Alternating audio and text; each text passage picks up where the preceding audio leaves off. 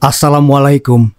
Berjumpa kembali dengan saya Mandala di channel podcast Horror Reborn.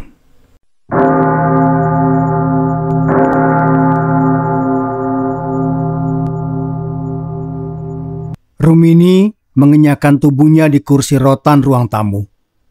Rasa penat membuat wanita itu mengembuskan napas pelan. Ia baru saja pulang rewang di rumah kemenakan Pak Lurah yang melangsungkan pernikahan. Sudah 5 hari ia rewang di sana. Dan kini acara sudah benar-benar selesai. Saatnya ia beristirahat serta tidur nyenyak malam ini. Rumini beranjak dari kursi dan berjalan menuju dapur, mengambil segelas air untuk membasahi tenggorokannya. Hari beranjak petang. Ia memutuskan untuk pergi mandi dahulu sebelum maghrib datang.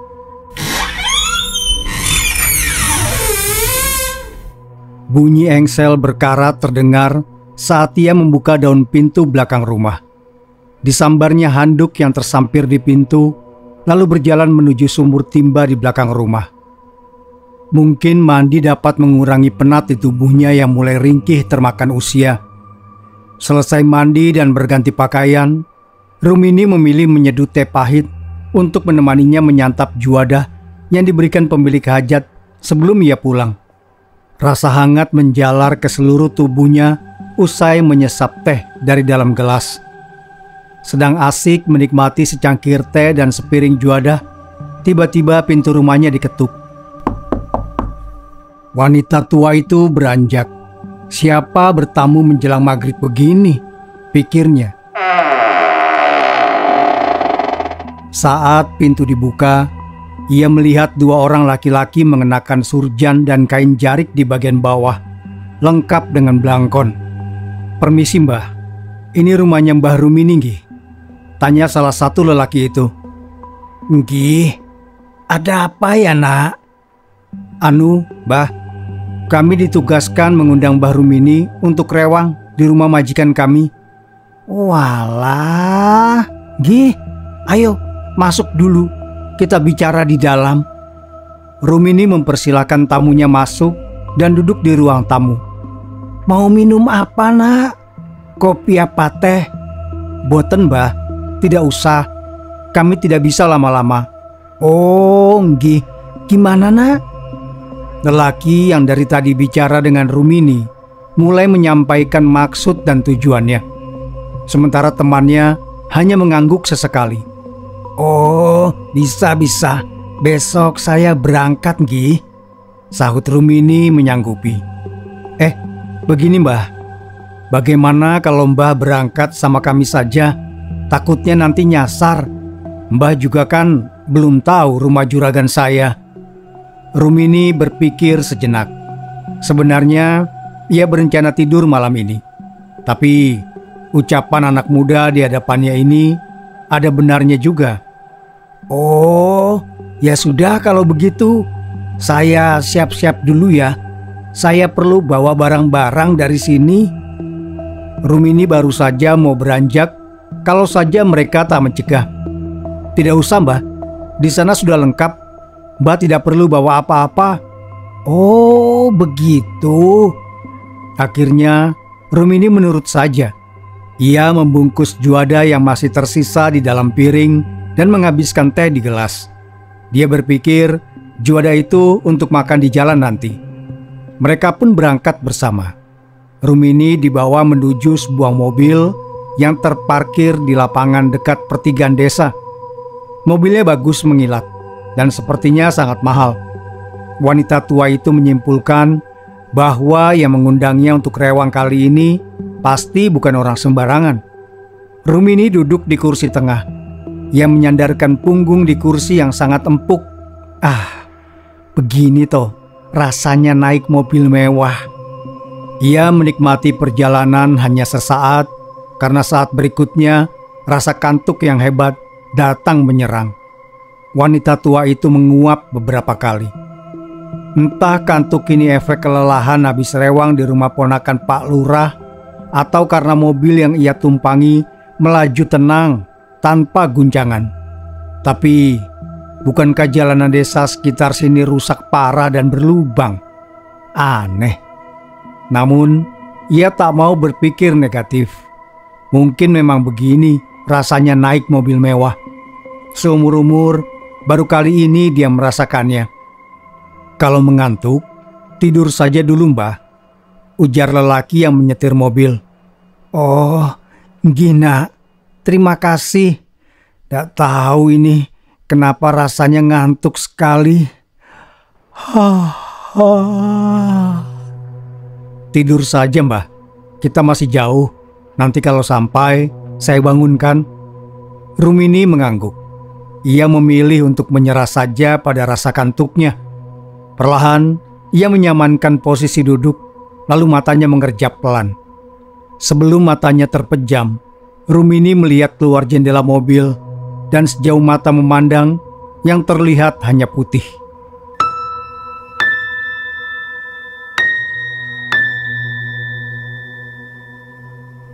Bah, bangun Bah, kita sudah sampai ini. Rumini menggeliat kecil, lalu membuka matanya perlahan. Ia sedikit linglung, efek bangun tidur. Bah, iya. Oh, sudah sampai toh. Duh, ngapunten, saya tidur lama sekali nggih. Tanyanya merasa tak enak hati karena seingatnya ia berangkat naik mobil menjelang maghrib dan sekarang terang seperti sudah pagi meskipun langit terlihat agak mendung. Nggak apa-apa, Mbah.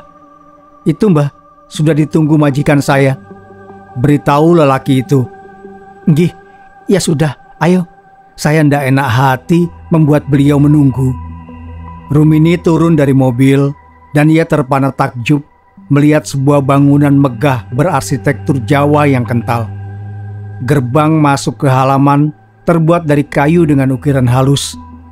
Belum lagi halaman luas yang di tepinya terdapat kolam ikan kecil dan bunga-bunga yang belum pernah ia lihat.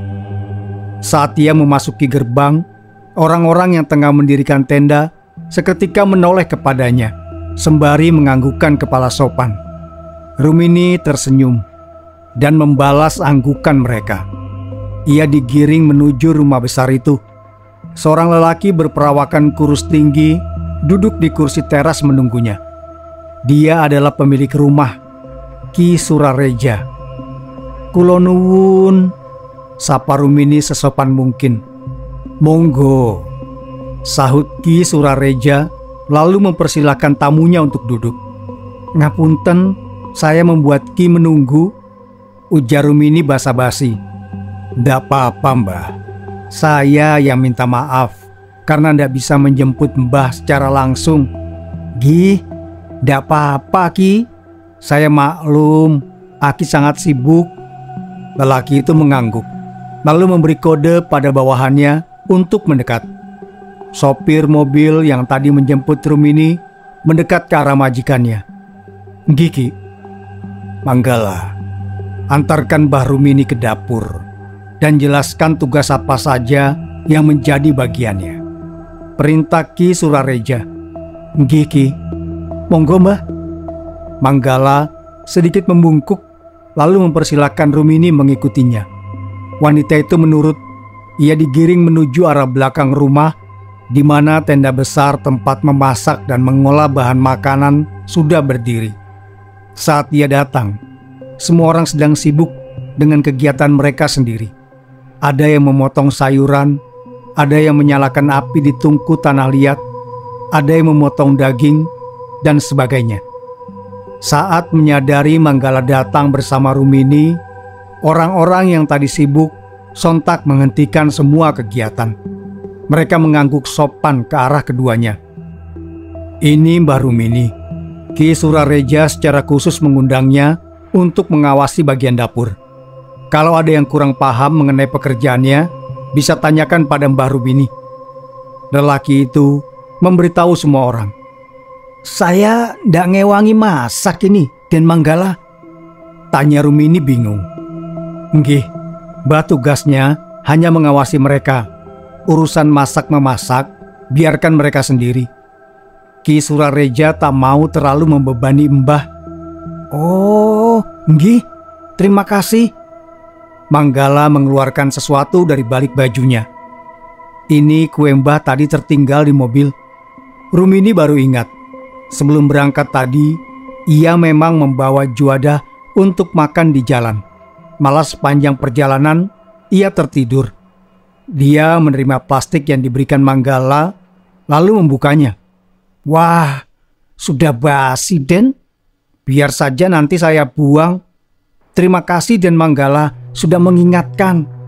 Kalau tidak, ini sudah bikin bau mobil Ki Surareja. Manggala hanya mengangguk dan tersenyum tipis.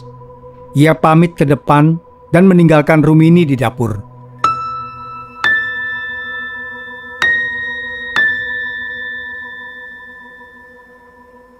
Rumini merasa canggung, sebab tak ada seorang pun yang ia kenal di sini. Ia memilih duduk di bangku panjang dan melihat ada cabai dalam keranjang dan belum dipisahkan dari tangkainya. Ia memilih sibuk dengan cabai itu saja. Mbah, Rumini nyaris terjingkat saat mendengar ada yang menyapanya. Ia mendongak dan melihat seorang wanita muda di hadapannya. Gindu, ada apa? Itu, Mbah, dagingnya sudah selesai semua dipotong dan sudah dicuci. Mau langsung dimasak atau nanti malam saja? Soalnya acaranya besok sore, Mbah. Rumini menoleh ke arah orang-orang yang membersihkan daging dan melihat ada 3 baskom daging yang sudah dicuci. Bumbunya sudah jadi atau belum? Sudah, Mbah, sahut seorang gadis yang datang membawa baskom kecil berisi bumbu. Oh, ya sudah. Kalau bumbunya sudah jadi, berarti langsung dimasak saja. Besok pagi-pagi sekali dihangatkan lagi, biar tidak basi. Oh, iya Mbah. Keduanya pergi dan mengambil sebuah kuali besar untuk diletakkan di atas tungku. Menuang minyak dan mulai menumis bumbu. Saat harum, bumbu menguar ke udara. Entah mengapa, selera makan Rumini justru lenyap. Ia seperti mual dan meminta air putih pada salah seorang yang rewang. Orang tersebut mengarahkan Rumini ke sebuah tempayan terbuat dari tanah liat. Ini air minum yang disiapkan khusus oleh Ki Sura untuk Mbah, ujarnya. Oh, nggih, terima kasih. Rumini membuka tutup tempayan dan terlihat isinya masih penuh.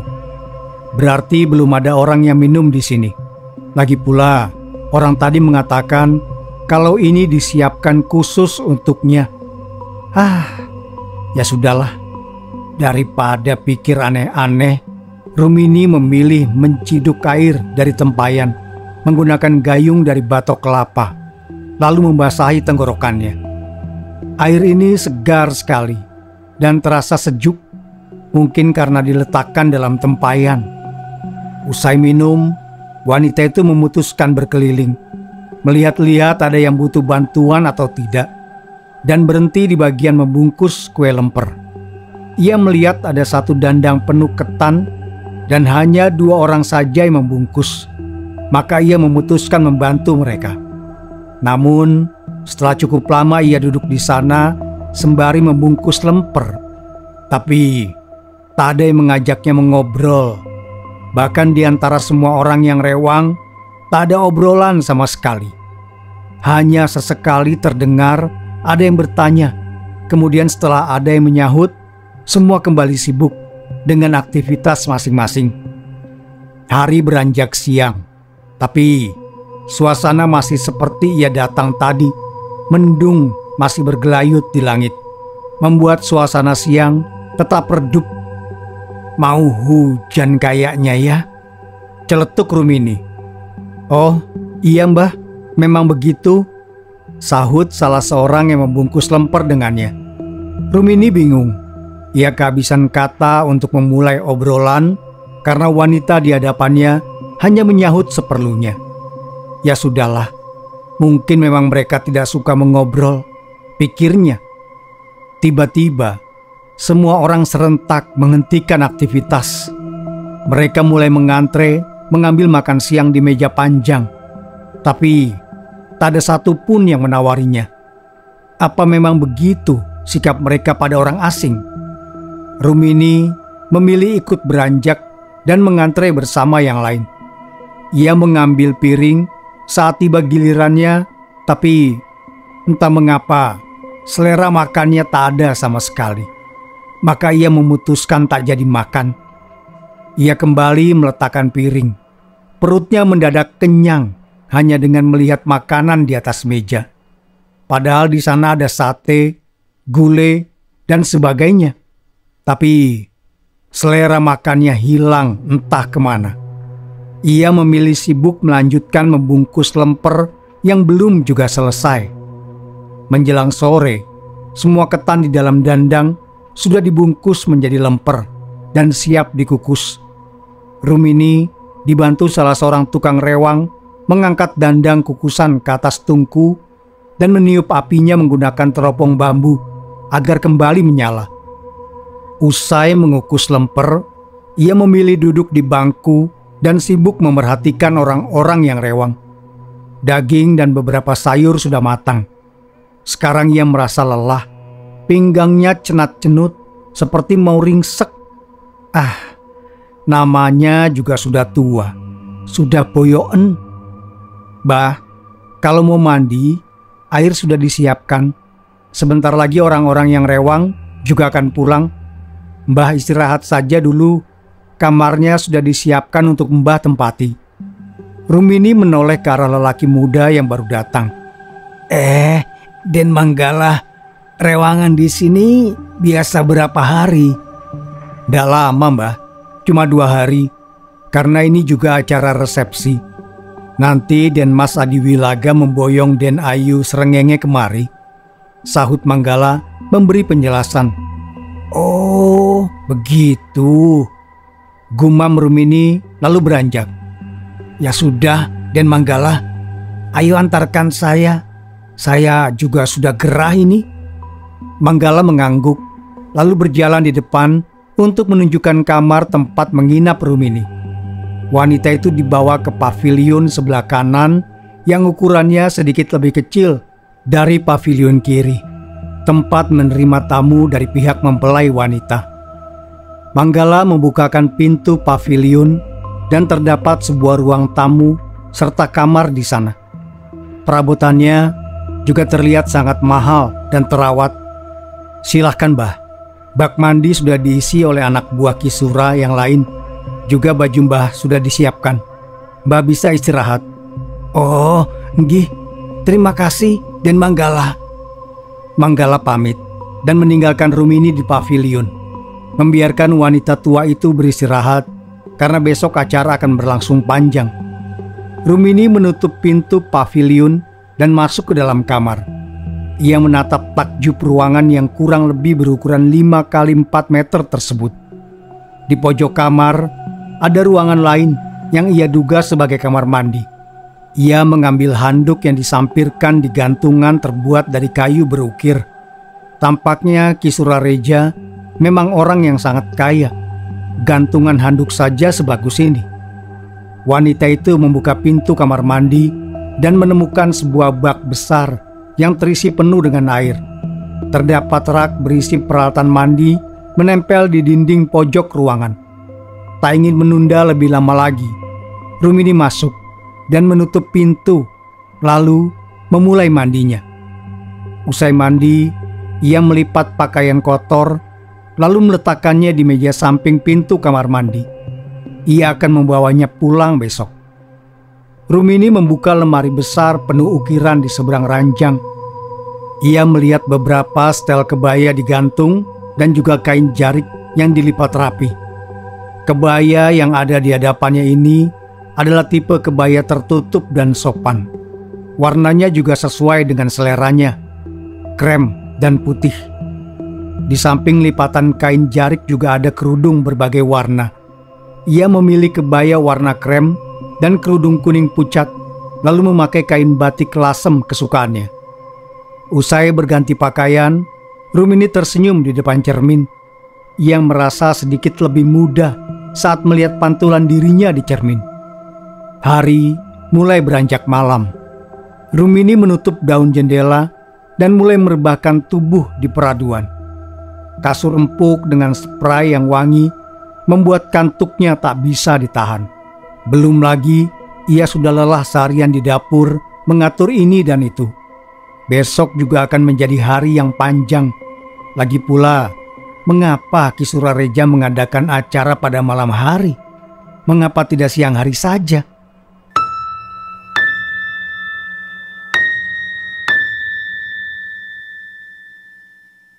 Baru saja tertidur beberapa saat, Rumini kembali membuka mata. Lamat-lamat, ia mendengar suara alunan gamelan. Tapi, ada suara lain yang meningkahi tetabuhan musik Jawa tersebut. Ia menajamkan pendengaran dan segera beristighfar saat sudah jelas itu adalah suara burung gagak. Burung berwarna hitam pekat itu memang masih dipercaya sebagai pertanda adanya makhluk gaib. Rumini perlahan membuka pintu. Ia mengintip ke bagian panggung yang berdiri megah di halaman rumah. Tampak para lelaki tengah memainkan gamelan, dan di depan mereka ada beberapa wanita yang menari. Rumini mengintip cukup lama. Ia merasa ada yang janggal dengan tarian yang dilakukan beberapa wanita itu. Mereka menari seperti lupa diri, bukan lagi menari dengan anggun layaknya penari Jawa pada umumnya. Gerakan mereka cepat dan terasa aneh. Tak ingin ketahuan, Rumini memilih menutup pintu rapat-rapat, tak lupa menguncinya. Ia kembali naik ke ranjang dan duduk di sana. Entah mengapa, rasa ngeri mendadak menghinggapi hatinya. Apa mungkin wanita-wanita itu mabuk? Tapi orang mabuk biasanya sempoyongan dan tidak bisa bergerak selincah itu. Rumini membuka mata saat mendengar suara kokok ayam jantan. Ia menggeliat pelan. Kepalanya masih terasa pusing karena semalam ia kesulitan tidur setelah melihat peristiwa penari itu. Ia membuka jendela dan melihat Fajar baru saja menyingsing. Ia mengerja pelan lalu beranjak membuka pintu. Manggala sudah berdiri di depan pintu sembari membawa sebakul buah-buahan. Ini sarapannya, Mbah. Oh, nggih, terima kasih. Rumini menerima bakul berisi buah-buahan itu, lalu masuk setelah Manggala pergi. Ia memutuskan untuk mandi dan berganti pakaian, lalu menyantap buah-buahan segar di dalam bakul. Ia baru saja merasakan bahwa perutnya sangat lapar. Usai menyantap 2 buah pisang dan setengah buah timun suri, Rumini merasa perutnya sudah kenyang.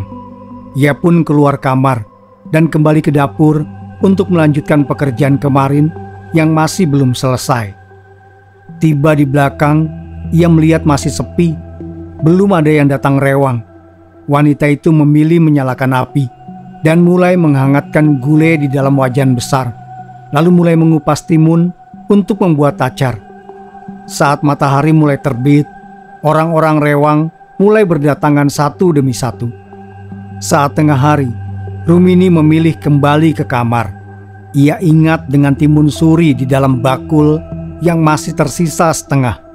Ia tak berminat ikut makan di dapur, karena sejak kemarin nafsu makannya mendadak hilang. Jadi, ia memilih kembali ke kamar dan mengisi perutnya dengan buah-buahan saja. Usai makan siang dan beristirahat seperlunya, Rumini membantu menusuk daging yang akan dibuat sate. Beberapa lelaki membantu membakar sate-sate tersebut sehingga pekerjaan cepat selesai. Ada sekitar 1000 tusuk sate yang sudah dibakar. Sekarang, Rumini membantu menumbuk kacang untuk bumbu sate tersebut. Menjelang petang, semua pekerjaan sudah selesai. Orang-orang yang rewang kembali ke rumah masing-masing untuk berganti pakaian, karena selepas maghrib, rombongan pengantin akan tiba. Setelah mandi dan merapikan diri seperlunya, Rumini dan beberapa orang wanita sibuk memindahkan sayur dan lauk ke dalam tempat khusus prasmanan. Tak lupa di atas hidangan ditaburi bawang goreng. Terdengar suara gamelan diikuti tembang-tembang Jawa. Pertanda pengantin sudah sampai. Rumini dan semua yang di dapur diminta berbaris di depan untuk menyambut pengantin dan keluarga pihak perempuan. Semua mata terpana dengan pasangan mempelai. Lelakinya tampak gagah dalam busana adat serba putih, dan wanitanya juga tampak cantik dan anggun dengan kebaya senada.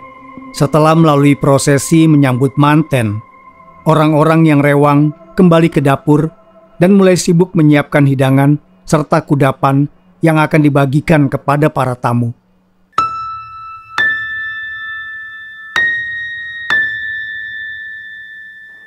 Di depan mulai terdengar lantunan ayat suci Al-Quran dengan suara yang merdu. Beberapa orang bertanya siapa yang baca Quran, dan sebagian menjawab bahwa kori ini diundang khusus oleh Ki Surareja. Rumini membantu menata kue ke dalam piring untuk dihidangkan pada para tamu dari pihak perempuan. Setelah selesai, ia mulai meracik acar mentimun. Untuk yang satu ini memang dilakukan secara dadakan agar mentimun tetap segar dan tidak lembek. Saat ia tengah sibuk, tiba-tiba ada yang memanggil namanya. "Mbah Rumini?" Rumini menoleh. "Iya, saya sendiri. Ada apa, Nak?" "Minta minum, Mbah. Saya yang tadi baca Al-Quran, haus, belum dapat minum," ujar lelaki mengenakan baju koko putih itu. Dia Ustadz Herman, kori yang diundang khusus oleh Ki Surareja. "Oh, Ustadz Herman ternyata. Sebentar ya." Rumini bergegas mengambilkan air yang ada di dalam tempayan tempat minumnya. "Ini Ustadz Herman, silakan diminum." Ustadz Herman segera meminum air yang diberikan oleh Rumini. Lelaki itu tampak sangat kehausan. Apa ia tadi beri minum di depan sampai harus ke dapur hanya untuk mencari air minum saja? "Mbah, ini acarnya taruh di prasmanan." Wanita muda yang membawa baskom acar mendekati Rumini. "Oh iya, taruh saja di prasmanan. Jangan lupa sisakan sebagian untuk makan orang-orang yang di dapur." Rumini meninggalkan Ustadz Herman karena pekerjaannya memang masih banyak, dan ia cukup sibuk mengatur ini dan itu agar urusan prasmanan beres serta tak mengecewakan.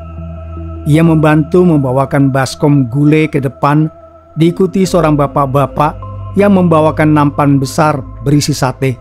Ini semua diletakkan di balik tirai prasmanan, agar tatkala makanan di prasmanan mulai menipis, maka bisa ditambah lagi. Rumini mengintip ke depan. Kursi-kursi kayu berukir tampak berjejer, dan tamu undangan duduk manis di sana. Memang tidak begitu ramai, paling hanya 100 orang, tapi terasa sekali kalau acara ini begitu sakral dan penuh kekeluargaan. Rumini kembali ke belakang. Ia ingat kalau sisa sayur sop masih di dalam panci dan belum dibawa ke depan. Takutnya nanti petugas prasmanan malah keteteran saat sopnya habis.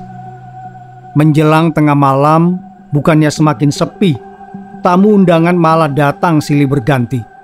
Rumini duduk di kursi bambu dan menyandarkan tubuhnya di sana.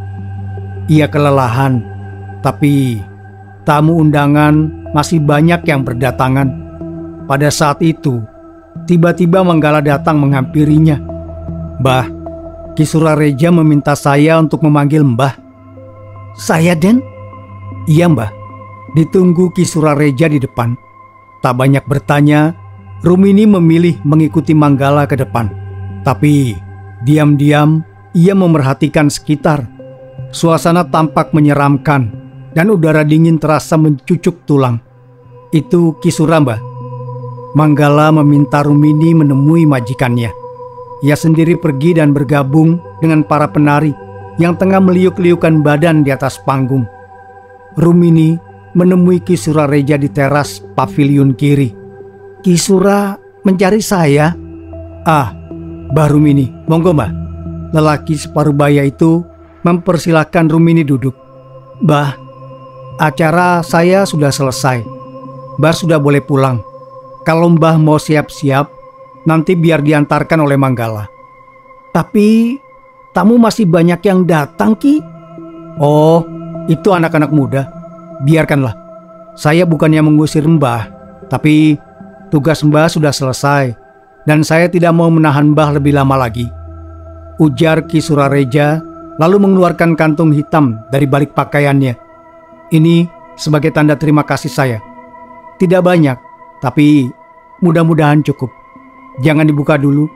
Bukalah saat Mbah sudah di dalam rumah. Rumini menerima kantung hitam yang diberikan oleh Ki Surareja. Terima kasih banyak, Ki. Kalau begitu, saya siap-siap dulu.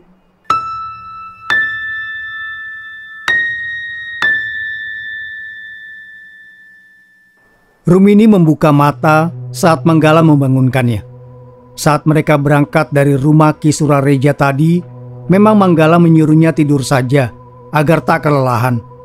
Oh, sudah sampai toh. Nggih, Mbah. Mampir dulu Den Manggala. Rumini menawarkan. Manggala tersenyum. Boten, Mbah. Terima kasih. Saya buru-buru. Rumini terdiam saat melihat senyuman lelaki yang duduk di kursi kemudi. Ia mengernyit dalam. Kenapa Manggala tak punya garis di atas bibir? Apa ia cacat? Manggala turun dan membukakan pintu mobil untuk Rumini. Wanita tua itu menggeleng pelan dan mengucapkan terima kasih, lalu berjalan ke arah rumahnya. Setelah tiba, ia membuka pintu dan sedikit mengernyit melihat kondisi rumah yang terasa pengap. Perasaan ia baru 2 hari pergi dari rumah. Wanita itu membuka jendela-jendela yang ada agar udara pagi masuk ke dalam rumah. Ia ke belakang untuk mengambil air minum. Saat tengah minum itu, tiba-tiba matanya tertuju pada kalender yang menempel di dinding. Ia meletakkan gelas, lalu mendekat ke kalender itu. Seketika, ia beristighfar. Ini sudah memasuki pertengahan bulan Suro. Bukankah harusnya tak boleh ada pernikahan? Tiba-tiba, ia mendengar suara orang memanggil-manggil di pintu depan. Rumini bergegas keluar. Ya Allah, Mbah, dari mana saja? Sudah 2 minggu rumah sepi dan anak-anak Mbah ndak tahu Mbah kemana. Tetangganya yang bernama Darmi menghambur ke arahnya. Rumini bingung. 2 minggu? Bukankah ia hanya rewang 2 hari saja di rumah Ki Surareja? Mengapa tetangganya bilang 2 minggu? Seketika, Rumini teringat dengan kejanggalan-kejanggalan yang ia rasakan. Pertama, saat berangkat, ia mengantuk berat, dan sebelum tertidur, ia sempat melihat jendela mobil, dan semuanya putih. Apakah itu kabut? Kedua, ia tidak berselera makan sama sekali. Dan saat akan minum, tempat minumnya dipisahkan sendiri dari yang lain. Lalu yang ketiga, malam itu, di mana saat ia melihat menari yang seperti kesetanan, juga suara burung gagak di atas atap. Dan terakhir, ia tak melihat adanya filtrum pada Manggala. Dan setelah diingat-ingat, semua orang di sana tak punya filtrum. Rumini beristighfar. Ia pernah mendengar cerita kalau bangsa jin tak memiliki filtrum. Apakah ia dibawa oleh bangsa jin? Lagi pula, ini bulan Suro. Siapa yang mengadakan pernikahan di bulan ini? Wanita itu berlari ke dalam. Ia mengambil kantung hitam dari Ki Surareja yang ia letakkan di atas meja. Dibukanya kantung itu, dan betapa terkejutnya ia saat melihat isinya adalah kepingan emas. Astagfirullah. Seketika ia merasa tak berhak memiliki harta sebanyak itu. Ia takut harta tersebut akan panas. Maka diputuskan ia akan ke kota hari ini. Ia akan menjual koin-koin itu. Lalu uangnya akan dibagikan kepada tetangga kanan kiri. Lalu sisanya akan ia infakkan di masjid untuk kepentingan umat. Rumini menghela nafas pelan. Pengalamannya kali ini sungguh luar biasa. Diminta rewang ke kampung jin. Tak lama terdengar suara orang ramai di depan. Itu pasti anak cucunya yang datang. Wanita itu beranjak untuk menyambut mereka.